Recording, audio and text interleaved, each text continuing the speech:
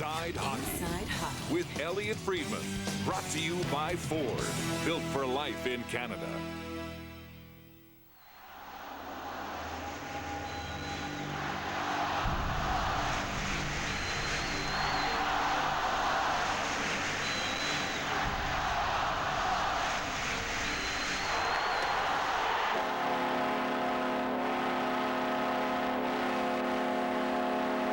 "37 years ago, the Odd welcomed the NHL to Buffalo.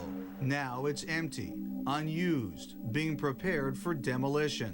One last trip to remember before this building is gone." So here we're coming into the lower bowl of the Odd. This is where the ice surface actually was, the place where the Sabres called home when they first arrived in the National Hockey League. Now, right behind us, you can see there's the visitors' dressing room.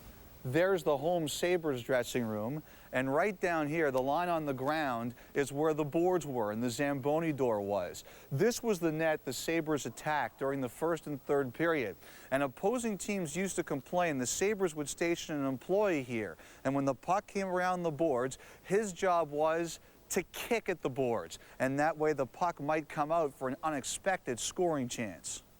It was a great building to go and watch a game. It was a great building as a player because it was loud. You know, the plexiglass rattled when you hit people, and you know, you hit somebody in the end boards and it rattled all the way to the penalty box. Coming in is Tonelli again. Hit back to the net he goes. He slammed on the boards. Out.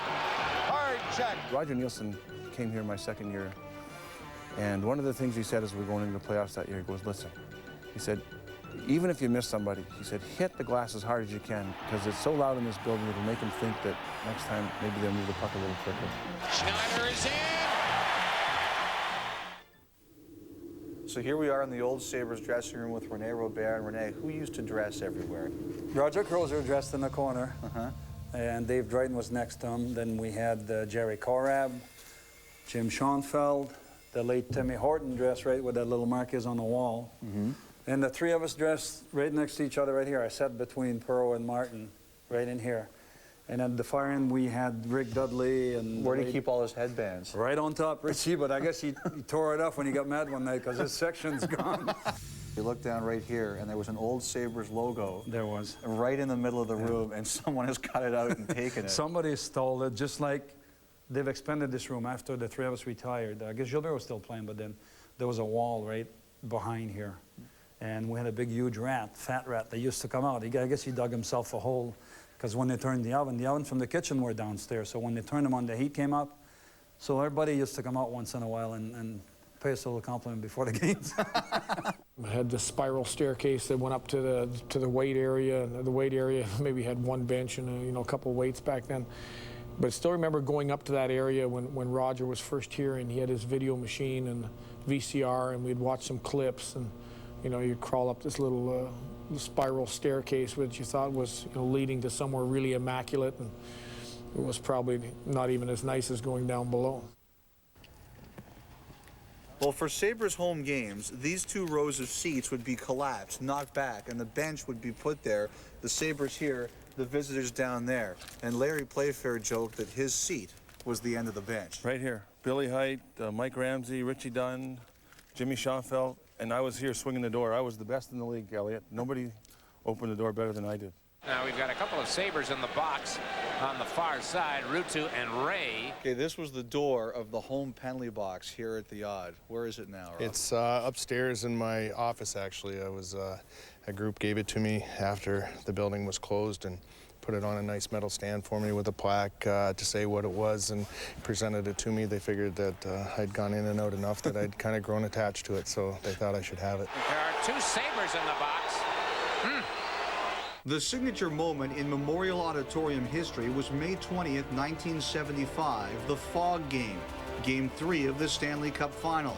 Jim Lorentz killed a bat with his stick that day, while Robert scored the winner. Arrow coming to center, dumps it off the boards in the corner. Robert going after it. He scores!